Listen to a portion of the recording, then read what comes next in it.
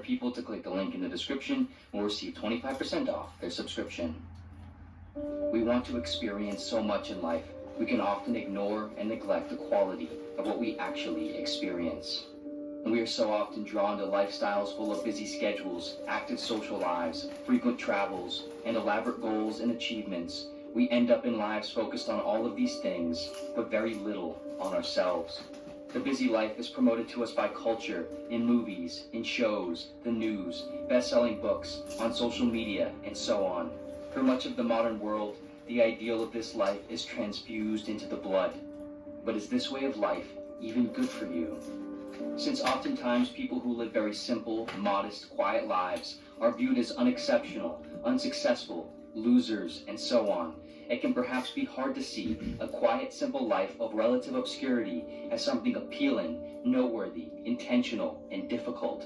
But in truth, for at least some portion of us, this sort of life is in fact a redeeming endeavor indicative of immense discipline and wisdom. If a man does not keep pace with his companions, perhaps it is because he hears a different drummer. Let him step to the music he hears, however measured or far away, wrote 19th century American transcendentalist writer and philosopher Henry David Thoreau.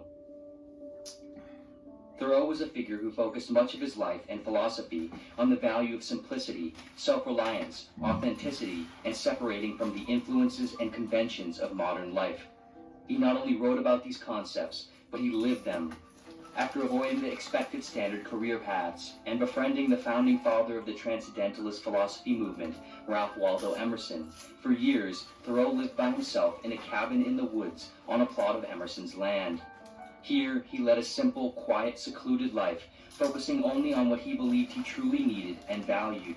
He worked only one day a week, reduced his material possessions to a minimum, separated from the social and cultural world, immersed into nature, and focused on his passion of writing.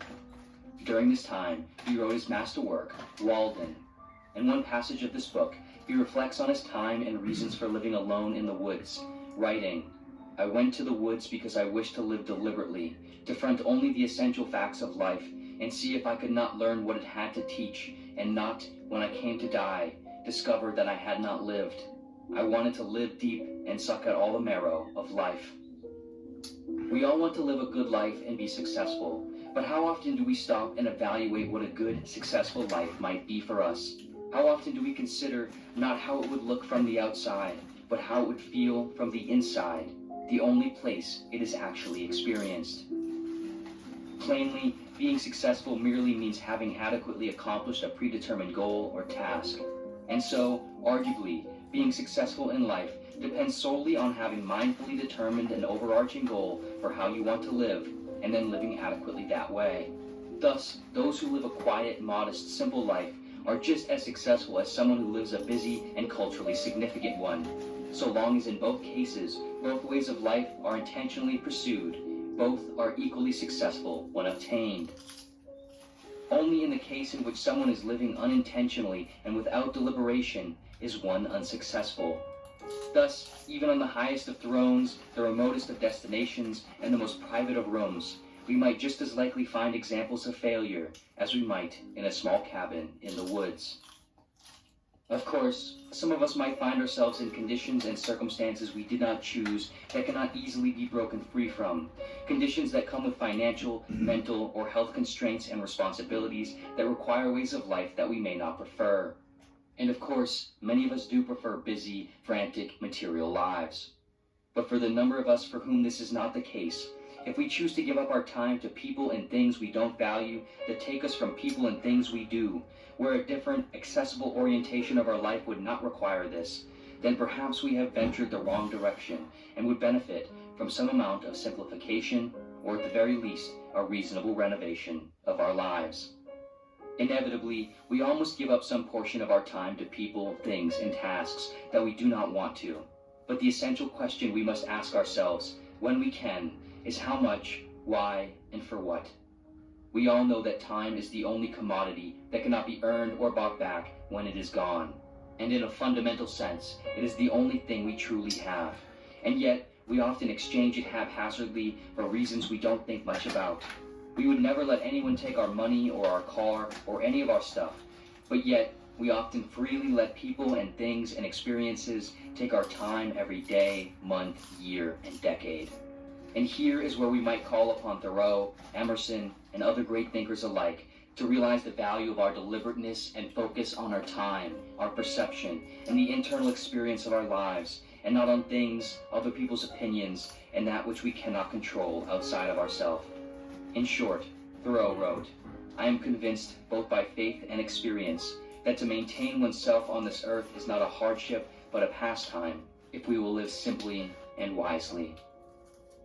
Perhaps we don't always need to take that new job with those greater responsibilities, accept that invitation to that concert or that party, go to that place we've seen everyone go, keep as many relationships with as many people as we can, try to keep up with everyone we know and see online, or buy that new version of that new thing.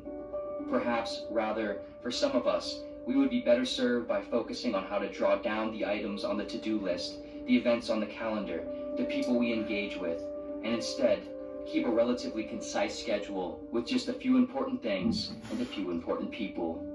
In truth, an exciting life is a life in which we are excited to be alive, not necessarily one in which we are always frantically doing things.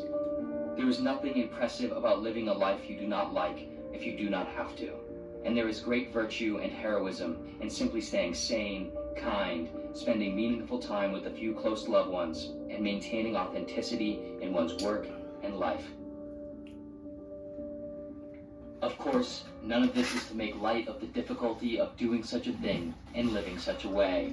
Swimming against the current of social conventions, of personal and cultural expectations of what you're currently doing, is like trying to get back to the shoreline while the force of the ocean's current pulls you further and further out to sea. And moreover, the ambiguity of what we actually want and what is actually good for us is always present. The temptation of the alleviation of responsibility by just letting the current take us and living how others live, defining success and excitement how others define it, spurs in every post on social media and intimates in every encounter in which we are asked, "What do you do?" But in the words of Thoreau, rather than love, than money, than fame, give me truth. To find truths and values, Thoreau looked to nature, independence, and a life of simplicity. But arguably, where we look is perhaps far less important than why we look where we do. It is in Thoreau's deliberateness that we should draw inspiration from, not necessarily his lifestyle. A successful life is not one filled with important meetings, active social lives, high wealth, or fame, but nor is it one reduced to its most basic form, filled primarily with free time and leisure. A successful life is simply a conscious one made of authenticity, self-reliance, and continual adaptation toward who we are and how we want to live. In the end, the only shame of being unsuccessful in life is being unsuccessful in living how you want to, the best you can.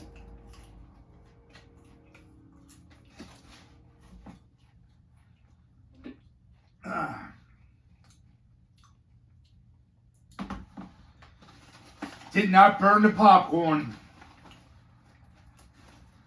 Top secret popcorn.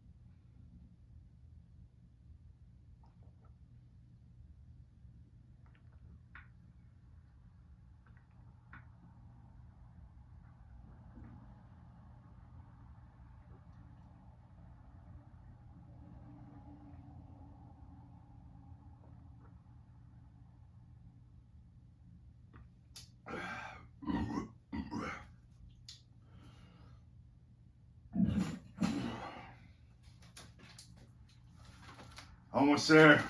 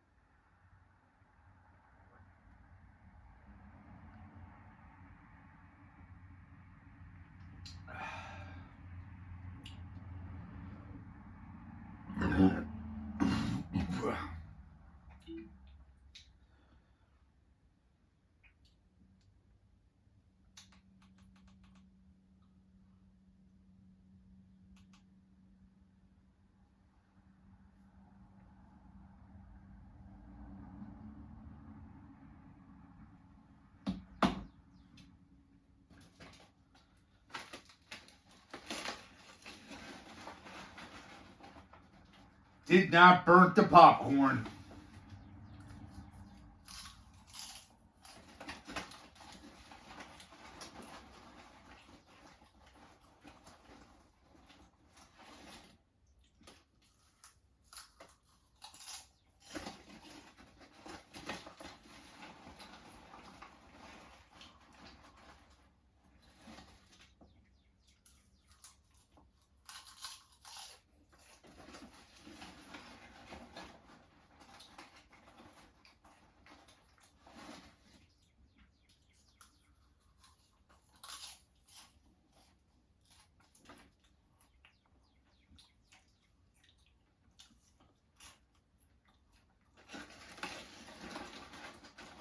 Man, oh man, I'm getting a full helping, dog.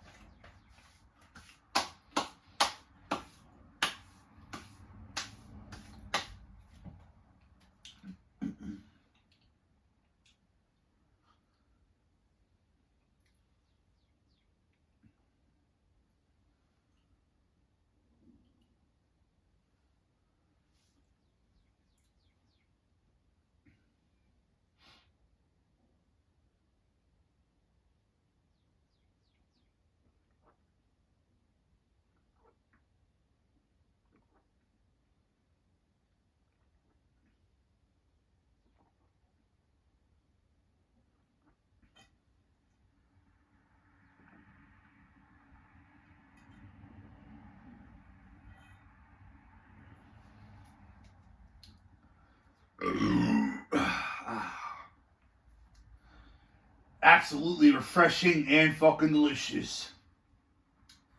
No WB foam. Go fuck yourself, Fat Reggie. Man, liquor.